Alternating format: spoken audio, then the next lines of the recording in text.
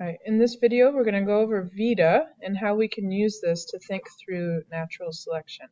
Our guiding question for this video would be, what can be considered evidence for natural selection?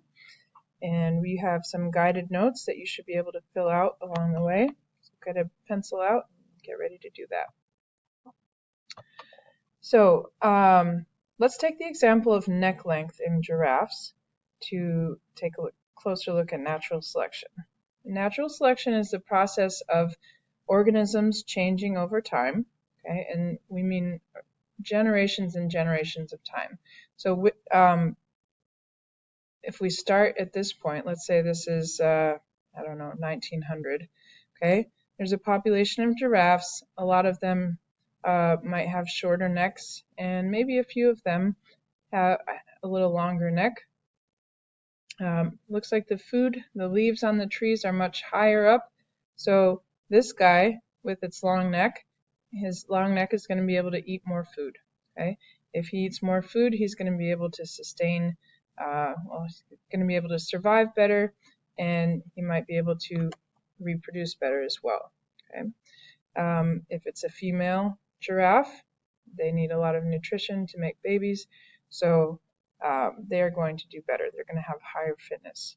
Okay. Meanwhile, these two might fare a little worse. Okay, because they're shorter and they can't reach the food.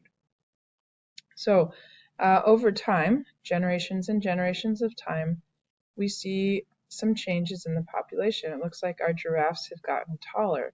Now, the important thing to remember here is that natural selection, this change in organisms, this occurs within a population, not within an individual, okay? So this change that occurred here wasn't that this guy, this giraffe, had his neck grow several inches. That didn't happen at all, neither did this one. But as a population, we had 1 out of 3 that had a long neck, but over here, 2 out of 3 have longer necks because in this population, this one survived better and therefore it reproduced better. These struggled a little more with survival because they couldn't reach the food. Therefore, their traits, their neck length, their shorter neck length, did not get passed along as much as this one did. So over time, we see that the population contains more and more giraffes with longer necks. Okay? So, like I said again, natural selection occurs within a population, not an individual. It's a really important thing to remember. And it happens over generations and generations of time. So let's take a look at Vida. This is a framework that we've given you to work with to think through natural selection. The V in Vida stands for variation in a trait, and the I is inherited. It's an inherited trait. D is differential survival or reproduction. We've also said that this could be a different impact on survival or reproduction. Basically, did that trait cause differences in survival or reproduction? And is adaptation evident? Okay, so we're looking for these 4 criteria in this giraffe example. So which trait is showing any variation? Well, in this case, this is neck length. Okay, neck length differs by individual. Some have long necks, some have short necks, some have medium length necks. There's variation. There are differences in that trait. Okay, is this an inherited trait? Yes. Neck length is determined by our genetics. If your parents had longer necks, you will likely have a very long neck. And if your parents had shorter necks, you will probably inherit a shorter neck. Does this neck length, whether it's short or long, does this impact survival or reproduction in different ways? And it does, right?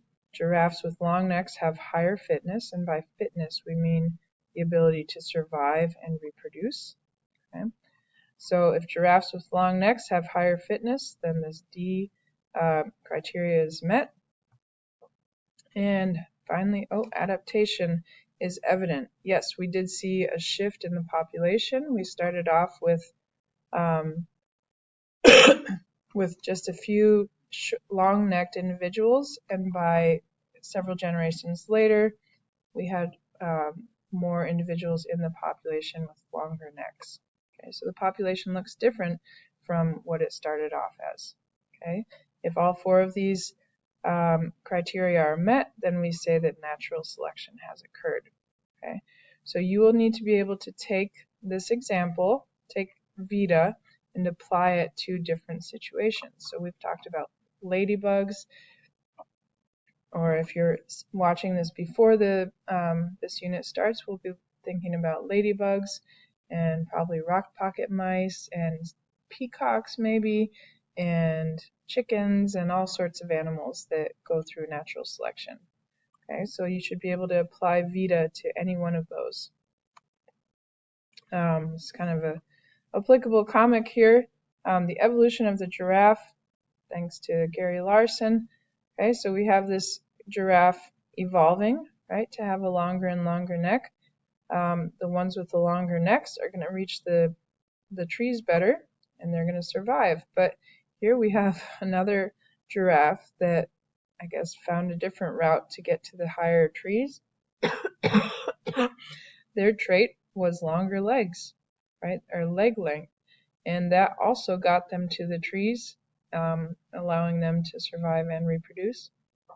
So basically, whatever works lives on in the population. So if these genes, if these genetics, this inherited trait is successful to improve fitness, then that's going to stay in the population. All right, so if you have your rock pocket mouse example, or if you want to look up another example of some kind of natural selection that has occurred in nature, go ahead and try that using Vida and see what you find.